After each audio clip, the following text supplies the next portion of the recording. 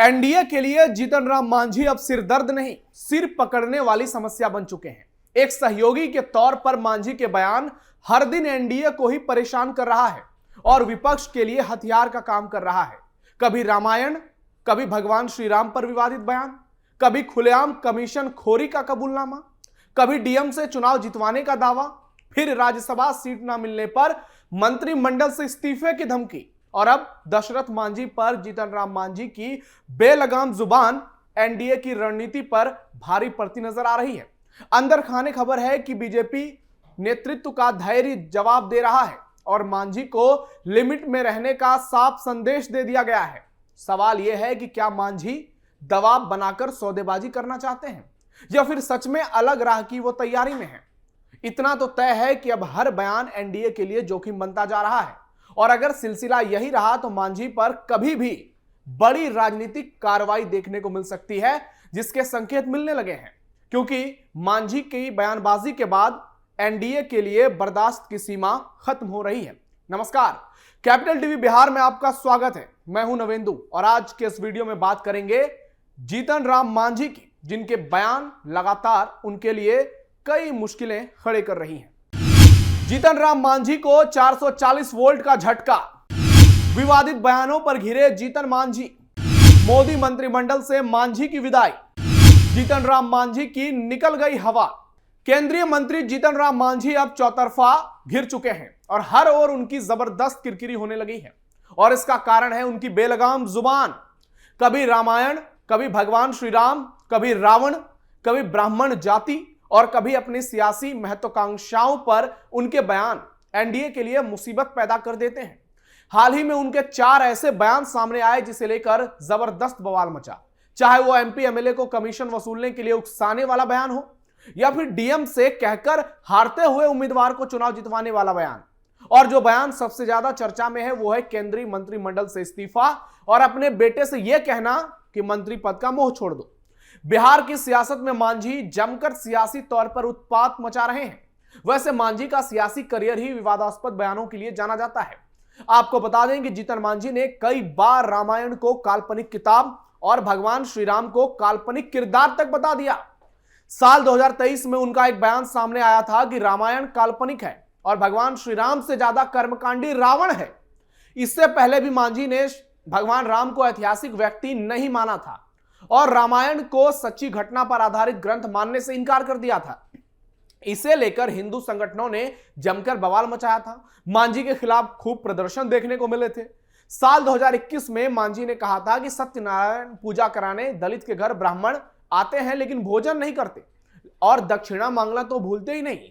ब्राह्मण संगठनों ने तब जबरदस्त नाराजगी दिखाई और जब प्रदर्शन हुए तो मांझी सामने आकर माफी मांगने लगे।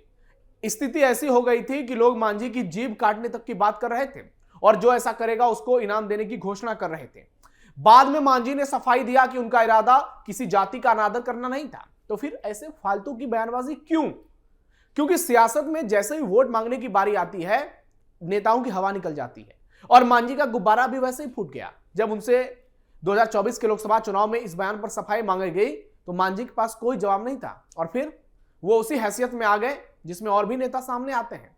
यानी मांझी खुद अपनी किरकिरी करवाते हैं, खुद अपनी सरेआम बेइज्जती करवाते हैं और जब तक उनकी फजीहत सार्वजनिक तौर पर नहीं होती है तब तक मांझी चैन की सांस नहीं लेते हैं और यह उनकी आदत बन चुकी है। जीतन राम मांझी का एक और बड़ा बयान। जीतन राम मांझी के पहले वाले बयान तो लोग भूले नहीं हैं, लेकिन उनके ताजा बयान ने फिर से एनडीए में हलचल पैदा कर दी है।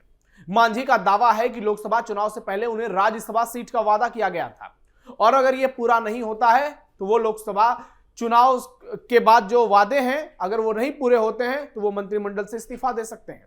वो आरोप लगा रहे हैं कि बीजेपी मुकर रही है बातों से। पहले ही मांझी कई बार धमाल मचा चुके हैं और अलग राग अलाप चुके हैं। अभी माउंटेन मैन दशरथ मांझी के बारे में उनका बड़ा बयान सामने आया है कि 22 सालों तक भूखे प्यासे रहकर पहाड़ काटकर उन्होंने रास्ता बनाया। अगर वे किसी दूसरी जाति से होते तो उन्हें अब तक कई बड़े सम्मान मिल चुके होते, पर वो भुइयां जाति से थे इसलिए उनकी अनदेखी हुई। यानी मांझी लाइमलाइट में रहने के चक्कर में कुछ भी बोल रहे हैं और इसी के चलते अब खबर आ रही है कि अंदर खाने उनको जबरदस्त डांट पड़ी है। सीएम नीतीश ने भी मांझी को हड़काया है और कहा है कि लिमिट में रहो। वहीं एनडीए के कई नेताओं की ओर से मांझी को यह साफ मैसेज दे दिया गया है कि मांझी अब अपनी जुबान पर कंट्रोल करें, नहीं तो आने वाले दिनों में उन पर कार्रवाई देखने को मिल सकती है। वो इस्तीफा क्या देंगे, उनकी विदाई हो सकती है मंत्रिमंडल से। मोदी कैबिनेट से मांझी की विदाई तय। जीतन राम मांझी को जब कुछ पाने की चाहत होने लगती है तो वो मंत्री पद से इस्तीफे की धमकी देते हैं। बीते साल भर में उन्होंने कम से कम 2-4 बार यह काम तो कर ही दिया है, बार बार चेतावनी देते हैं, लेकिन फिर सियासी महत्वाकांक्षा कैसे पूरी होगी? बहू को, समधन को, बेटे को, सबको सियासी पद कैसे देंगे? जीतन राम मांझी की पार्टी हम अभी एनडीए का हिस्सा है। वो अपनी पार्टी के इकलौते सांसद हैं, केंद्र में मंत्री हैं मोदी सरकार में। और इस साल के शुरू में जब विधानसभा चुनाव की सरगर्मी बढ़ी तो उन्होंने अपने पार्टी के लिए इतनी सीटों की डिमांड कर दी जितनी उनकी सियासी हैसियत नहीं है, और वो बार बार कहते हैं कि उनके दल को मान्यता मिल जाए। जब उन्हें इसकी उम्मीद नहीं दिखी तो उन्होंने केंद्रीय मंत्रिमंडल से इस्तीफा देने की धमकी दे दी। हालांकि बाद में अपने बयान से पलट गए जब उनकी सियासी जमीन हिलने लगी, और अब 21 तारीख को मांझी ने राज्यसभा न मिलने पर एनडीए से अलग होने की ही धमकी दे दी। तो इससे आप समझ सकते हैं कि मांझी की पॉलिटिक्स कैसे नॉन सीरियस होती जा रही है, और अब वो खुद ही अपने सहयोगी की नजरों में खटकने लगे हैं। वो बीजेपी पर वादा तोड़ने का आरोप लगाते हैं। इससे पहले जनवरी में 2025 में सीट शेयरिंग पर उन्होंने असंतोष जताया और तब भी कहा था कि हम इस्तीफा दे देंगे। यानी कई बार एक ही तरह के बयान देते हैं। पीएम मोदी सिर्फ इसलिए मांझी को आगे रखते हैं क्योंकि वो दलित जाति से आते हैं, क्योंकि दलित समाज में ये मैसेज ना जाए कि किसी दलित का अपमान हो रहा है। लेकिन मांझी इस चीज का गलत फायदा उठा रहे हैं और सोशल मीडिया पर लोग यही बात कह रहे हैं कि मांझी पर जब तक एक्शन नहीं होगा तब तक मांझी चैन से नहीं बैठेंगे, क्योंकि मांझी की कोई पॉलिटिकल वैसी हैसियत नहीं है कि मांझी के बिना बिहार की सियासत न चल पाए। और स्थिति ऐसी है कि जीतन राम मांझी आज के समय में बिहार में बीजेपी का, जेडीयू का कुछ नहीं बिगाड़ सकते। सियासी तौर पर वो बेहद मजबूत है, चाहे बीजेपी हो या जेडीयू की बात हो। खुलेआम कमीशन खोरी पर विवादित बयान। जीतन राम मांझी के एक बयान ने सबको चौंका दिया है और वो खूब वायरल हो रहा है। वो कह रहे हैं कि हर एमपी एमएलए कमीशन खाता है, इससे काफी पैसा आता है। वो खुद अपना उदाहरण देते हैं, कहते हैं कि पिछले साल उन्होंने पार्टी फंड में जो 40 लाख रुपए दिए थे वे कमीशन खोरी से आए थे। वे कमीशन की दर का भी खुलासा करने से नहीं चुके। उन्होंने कहा कि 1 रुपया में 10 पैसा भी आए तो कमीशन के लिए काफी पैसे हो जाते हैं। इसके 2-3 दिन पहले उन्होंने यह कहा था कि अपनी पार्टी के उम्मीदवार को 2020 में कलेक्टर से कहकर उन्होंने 2700 वोटों से चुनाव जिता दिया। यानी बेशर्मी की हद है। विपक्ष जहां वोट चोरी के आरोप लगा रहा है वह मांझी और इसको पुष्टि कर रहे हैं कि अगर कुछ नहीं भी है तो फिर भी ऐसा बयान दे दो कि खुद ही फजीहत हो जाए। मांझी के इस व्यवहार से एनडीए नेता परेशान है। अब यह देखना दिलचस्प होगा कि उनके इन 2 बयानों के बाद एनडीए में आगे के लिए उनका स्कोप क्या रहता है। कहीं मांझी को केंद्रीय मंत्रिमंडल से बर्खास्तगी का भय तो नहीं सता रहा, जो ऐसे उटपटांग बयान देने लगे हैं। अब सारा फैसला केंद्रीय मंत्रिमंडल पर टिका है, पीएम मोदी पर टिका है और नीतीश कुमार पर टिका है। शराबबंदी को लेकर कर चुके हैं बयानबाजी। मांझी की बयानबाजी यही नहीं रुकती। उन्होंने शराबबंदी पर भी कई बार बयान दिया है और उनकी राय हमेशा दूसरे नेताओं से अलग है। यह बात सभी जानते हैं कि बिहार में नीतीश कुमार ने शराबबंदी लागू की थी। जब यह कानून बना तो पक्ष विपक्ष के सभी नेताओं ने एक स्वर से सहमति जताई थी। इसके बावजूद जीतन राम मांझी थोड़ी थोड़ी पीने की छूट देने की वकालत करते रहे थे। वो ये दलील देते हैं कि हर दिन काम करने वाला गरीब 100-200 ग्राम शराब पी लेता है या अपनी पत्नी के लिए घर ले जा रहा होता है तो पुलिस पकड़ लेती है। शराबबंदी कानून के तहत पकड़े गए लोग गरीब और मजदूर तबके के अधिक हैं। बड़े लोग तो शराबबंदी के बावजूद महंगी और ब्रांडेड शराब पीते हैं, पुलिस उनका कुछ नहीं बिगाड़ पाती। यह कानून सिर्फ गरीबों को परेशान करता है। वे शराबबंदी कानून में थोड़ी पीने की छूट देने की जरूरत भी बताते रहे हैं। यानी मांझी कुछ ना कुछ ऐसा बोलते रहते हैं जिसके चक्कर में वो हर बार जबरदस्त तरीके से ट्रोल होते हैं। राज्यसभा सीट के लिए परेशान है जीतन मांझी। मांझी की ताजा चिंता राज्यसभा सीट को लेकर है। अप्रैल में बिहार की 5 सीटें खाली हो रही हैं। इसमें बीजेपी और जेडीयू के कोटे की 2-2 सीट है और एक सीट पर चिराग पासवान कोशिश कर रहे हैं। हालांकि वो सीट उपेंद्र कुशवाहा की है। हालांकि अब तक इस पर कोई औपचारिक मुहर नहीं लगी है। मांझी का कहना है कि राज्यसभा सीटों का बंटवारा हो चुका है। वे बताते हैं कि बीजेपी को 2, जेडीयू को 2 और एलजेपीआर को 1 सीट मिली है। हमको तो कुछ नहीं मिला है। उनका दावा है कि वोट प्रतिशत में बीजेपी के बाद उनकी ही पार्टी मजबूत है। वे अपने बेटे को सीधे तौर पर कहते हैं कि तू मंत्री पद छोड़ दे, मोह छोड़ दे। उन्होंने बेटे से यह भी कहा कि अगर राज्यसभा में सीट नहीं मिली तो एनडीए से अलग रास्ता अपनाना पड़ सकता है, इसके लिए तैयार रहो। वो खुद भी केंद्रीय मंत्री पद छोड़ देंगे। लेकिन अब मांझी बुरे फंसे हैं और अंदर खाने उन्हें एनडीए में फटकार लगी है। देखना यह होगा कि मांझी अपनी आदत सुधारते हैं या खुद अपनी पैर में कुल्हाड़ी मारते हैं, क्योंकि आज अगर बिहार की स्थिति देखी जाए तो जीतन राम मांझी का जनाधार कोई वैसा ठोस नहीं है।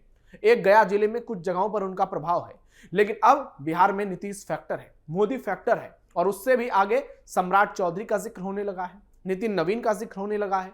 जिस तरह से एनडीए मजबूत होती हुई नजर आ रही है उसमें चिराग पासवान एक बड़े फैक्टर हैं।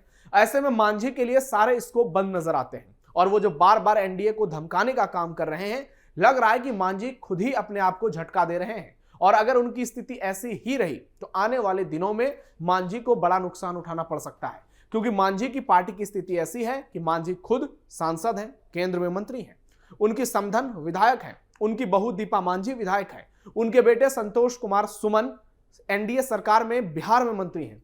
ऐसे में पूरा परिवार सत्ता का सुख भोग रहा है। पार्टी में कार्यकर्ताओं का कोई वजूद नहीं है, कार्यकर्ताओं की कोई हैसियत नहीं है। इसके बावजूद मांझी को इतना कुछ मिला और वो लगातार ऐसी बयानबाजी कर रहे हैं, अपने बयान से सरकार को पूरी तरह से असहज कर रहे हैं। तो अब देखना यह होगा कि मांझी पर आने वाले समय में क्या कोई बड़ी कार्रवाई देखने को मिल सकती है। क्या पीएम मोदी और अमित शाह का कोई ठोस प्लान मांझी के लिए है? क्योंकि मांझी को जो अंदर खाने खबर मिली है हमें कि फटकार लगी है, क्या इसके बाद वो चुप हो पाएंगे? उनकी जुबान पर लगाम लगेगी?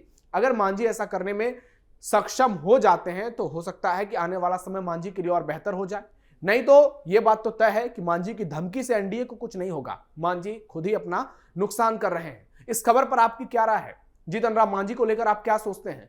कमेंट बॉक्स में जरूर बताइए। हमारे इस वीडियो को लाइक कीजिए, ज्यादा से ज्यादा शेयर कीजिए और हमारे चैनल कैपिटल टीवी बिहार को सब्सक्राइब जरूर कीजिए। फिलहाल के लिए इतना ही, धन्यवाद।